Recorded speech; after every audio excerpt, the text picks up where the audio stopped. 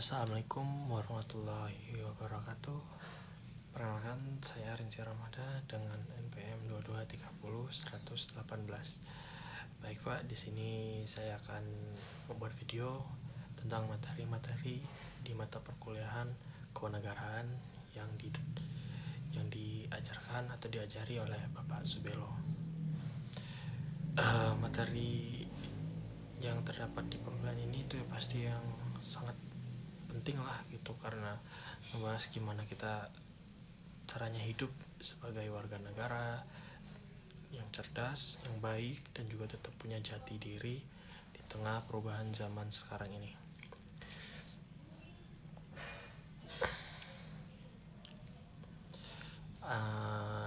Yang pertama itu materi tentang warga negara cerdas di era digital.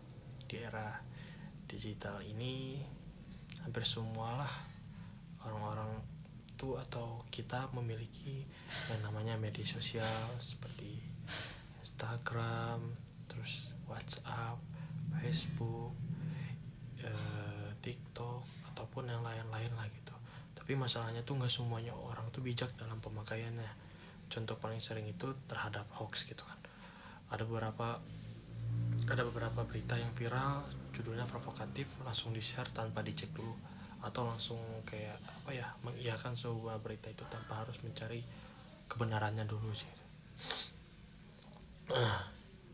Dan juga di materi yang selanjutnya yaitu tuh kayak kita sebagai warga negara yang cerdas itu harus kritis gitu, cek sumber berita, bandingin dengan media resmi, dan juga jangan terpancing emosi. Selain itu, etika digital juga penting nih. Beda pendapat tuh kita kan boleh, namanya pendapat lah, kadang pemikiran juga nggak sama dengan pemikiran yang lain gitu. Tapi menghina, nyebar kebencian atau doxing jelas itu jangan dilakukan, itu udah tindakan yang salah gitu. Kalau internet tuh dipakai dengan baik dan benar, dampaknya bisa luar biasa gitu kan, positif gitu. Selanjutnya materi yang kedua itu yaitu identitas dan integrasi nasional. Indonesia itu bukan negara yang satu warna lah gitu. Kita tuh banyak beragam lah, dari suku, bahasa, dan budaya. Ya seperti contohnya saya kuliah di Bandung dengan notabene yang pada suku Sunda, sedangkan saya sendiri dari Sumatera, itu dari Riau gitu kan. Tapi di sini saya tidak mendapatkan perlakuan yang kurang baik. Justru teman-teman di sini saya saling menghargai gitu kan, akan sesama. Ada beberapa kayak contoh dengan konflik yang berawal dari sentimen suku atau agama. Padahal identitas nasional kita yaitu kan Pancasila, yaitu semboyan Bhinneka Tunggal Ika. Jelas itu untuk mengajarkan persatuan gitu. Integrasi nasional artinya kita tuh tetap bangga dengan budaya masing-masing. Tapi nggak lupa ya kalau kita tuh semua itu satu bangsa. Jadi saling menghargai tanpa harus kayak saling menjatuhkan gitu. Selanjutnya materinya yaitu hak dan kewajiban warga negara. Hak dan kewajiban warga negara, banyak orang gitu yang nuntut hak tapi lupa kewajibannya gitu. Misalnya pengen pelayanan publik bagus, jalan mulus, pendidikan murah, tapi malas bayar pajak atau melanggar aturan. Tapi kadang nggak semuanya karena beberapa kebijakan dari pemerintah atau mungkin permainan dari pemerintah yang menjadikan masyarakat berpikiran seperti itu gitu. Hak dan kewajiban itu kayak dua sisi koin itu, nggak bisa dipisahkan. Kalau semua warga negara sadar akan kewajibannya, negara juga bisa memenuhi hak warga negara dengan lebih maksimal gitu. Selanjutnya yaitu materi tentang negara dan konstitusi.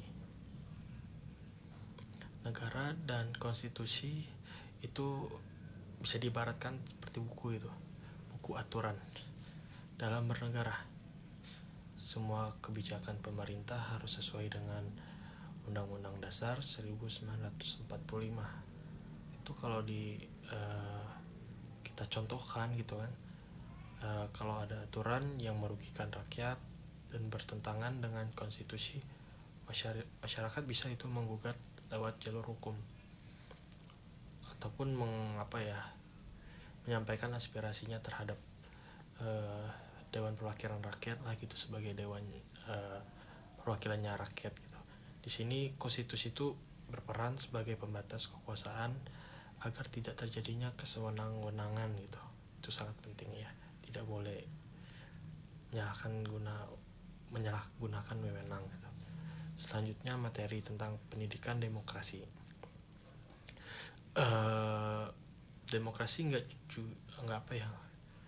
cuma soal pemilu 5 tahunan itu. Demokrasi dimulai dari hal-hal kecil.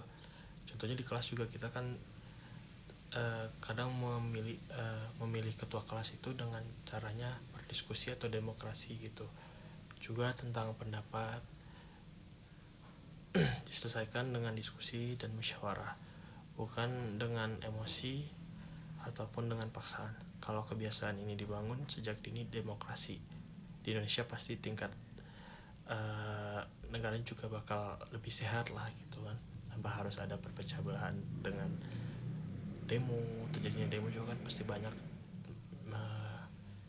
korban lah gitu. Seperti yang kemarin pasti ada korban gitu. Selanjutnya demokrasi Pancasila. Demokrasi Pancasila menekankan musyawarah, mufakat, dan keadilan sosial. Bukan siapa yang paling keras suaranya, tapi siapa yang paling masuk akal dan adil gitu. Contohnya tuh kalau di lingkungan masyarakat itu dalam rapat warga gitu, keputusan diambil bukan buat menguntungkan kelompok tertentu, tapi demi kepentingan bersama. Ini tuh contoh ciri khas dari demokrasi di Indonesia. Mengapa penting? Ya karena agar tidak terjadi perpecahan akan sebuah pendapat yang berbeda-beda dari setiap orangnya atau masyarakat. Selanjutnya reformasi dan penegakan HAM gitu, hak asasi manusia. Reformasi ini tuh membuka ruang kebebasan yang lebih luas. Juga sekarang masyarakat tuh bisa menyampaikan kritik terhadap pemerintah. Sebagai contohnya itu lewat aksi demonstrasi. Tapi kebebasannya itu tetap ada batasnya. Demo harus dilakukan secara damai tanpa merusak fasilitas umum seperti kantor kepolisian atau yang lain lah gitu, yang mengganggu orang lain juga gitu dan merugikan. Penegakan HAM ini berarti kebebasan dan tanggung jawab harus berjalan seimbang.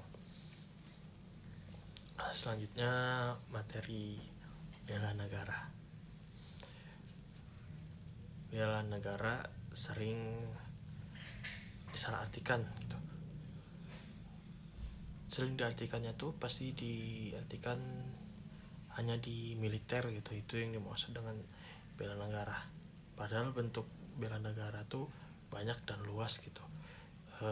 Pelajar yang belajar sungguh-sungguh, pekerja yang jujur, atau masyarakat yang taat aturan, semuanya juga itu termasuk dengan bela negara.